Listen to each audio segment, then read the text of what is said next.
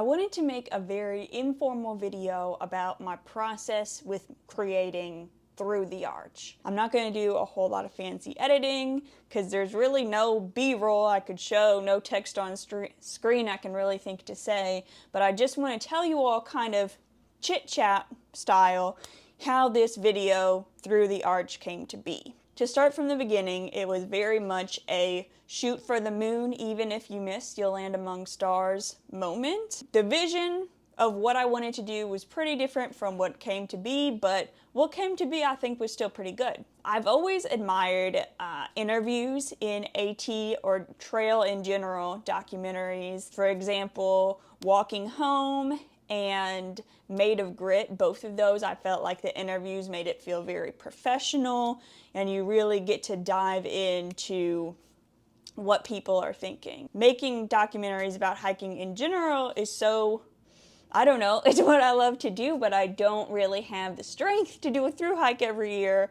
So I was like, what if I could just document other people's time on trail? If I was ever gonna live in my van again, I had the idea of what if I just like basically was kind of like, you know how there are people who are trail angels that follow the bubble? What if I was like that, but just like had a group of people that I met up with every time, and every time like I would be at a trailhead, and every time like the last person on trail would reach me, I would drive to where I'd be ahead of the first person and just keep interviewing people, have it come out like a weekly reality show or something, you know, that style. But to be honest with you, I've gone soft. I don't think I'll live in my van again.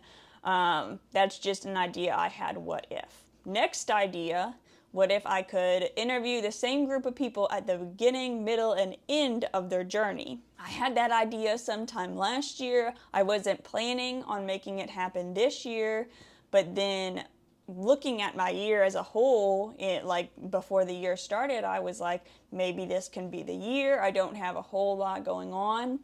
You know, if not now, when? You gotta just do something, even if you don't feel fully ready for it. You just gotta go for it, and you can, you know, improve it. People always say, do it ugly, do it scared, meaning go ahead and just get started. Don't wait till you have like the perfect conditions, because that might never happen. I went ahead and committed to, this is the year I'm gonna make it happen. And then the next biggest thing was I need to find people that are A, willing to take time out of their hike to stop and have a conversation with me, plan logistics, all that stuff. I was worried that there would be people that were interested, but they were kind of thinking, I don't know.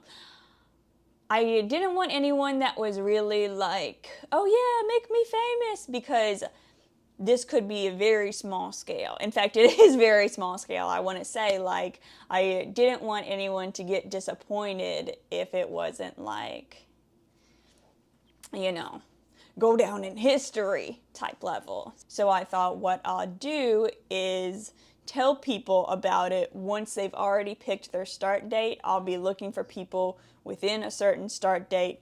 That way, you know, people don't alter their plans to be in this video. You know, it's kind of going to be too late for that.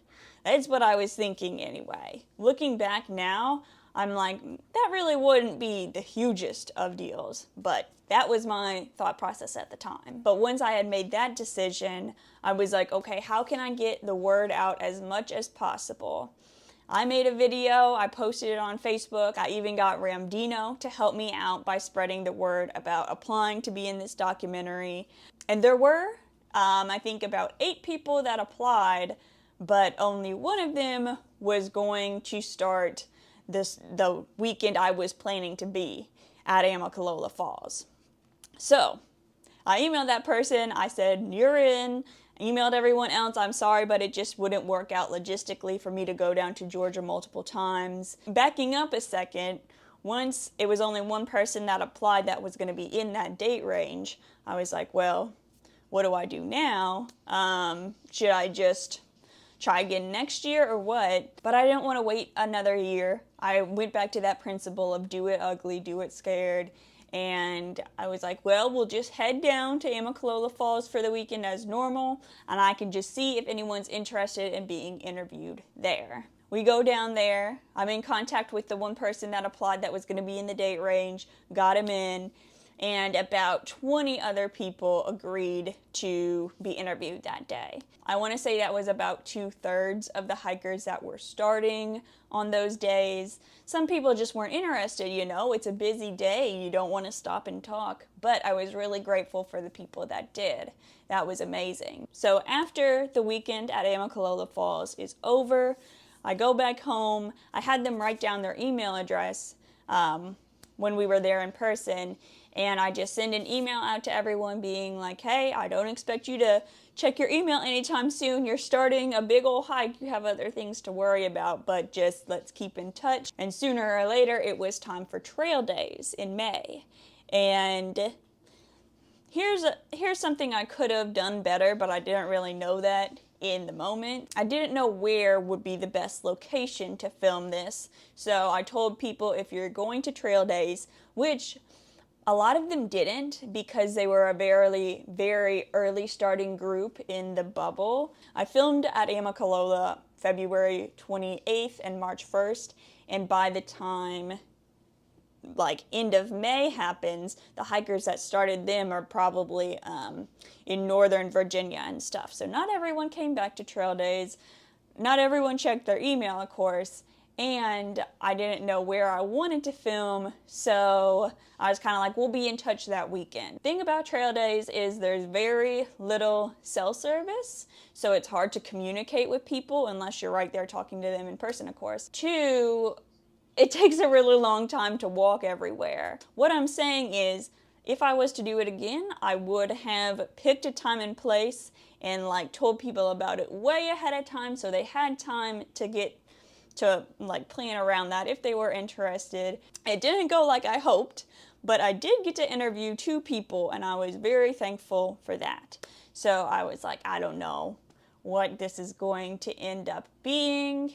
My plan was road tripping up to Maine in August or so when people were getting done, and, you know, having another interview with them then. Well, I'll get to that later. But anyway, I was like, I could do 2 separate documentaries, one about each of the people I filmed. And so it was just kind of like, things are up in the air. I don't know how it's going. We will see how it goes when time passes. So the months pass and it gets to about August, and there's just no way I can drive all the way up to Maine. It would be like a 2-day road trip to get there. Plus people, even if you start the same weekend, people might be months apart of when they finish. So I was like, logistically, it's just not gonna work out. Plus my camera that I had filmed the first 2 parts on broke, so I was like, it's just not in the cards for me to make it up there. I was really disappointed though, because those interviews I think would be the most powerful, to be like, yes, I have come all this way and this is how I'm feeling, and that was going to be the meat of the videos. So that didn't work out. I was pretty disappointed, but you know, what else can we do? And then I came up with the idea of asking people to just send me a few paragraphs, or a few sentences really, about how their time went, and send pictures of themselves in. And as you know, if you've watched it, that's what it ended up being. And would I do it again? Would I make something similar in the future? Of course, I have like learned so much from this. I've been reimagining what I would do differently if I could do it again. Since that camera is broken and I can't really get a new one anytime soon, it would definitely, I don't know, I could set up my phone on a tripod and try to interview that way, but it also, at the end of the day, I am just a random person off the street. I'm not a documentarian. So asking people, hey, can I interview you? And here I am with my little phone on a tripod. That would be more intimidating to ask for, and I'm just not sure if it would really be a good product in the end. If I'm gesturing with my hand and you're like, what's that? Got a Hello Kitty tattoo today. Yeah, I know. It's pretty rad. So I'll just keep those ideas and lessons learned on the back burner. My dream job would be working as part of a team to help make documentaries about people doing cool stuff in nature, like the North Face always makes them and stuff. So I would really like to do that sort of thing. The only thing is, how do I get there from, what I'm doing? And we'll just see where we end up. Thank you for watching. This is so fun to talk about. See ya. Say bye, Sophie.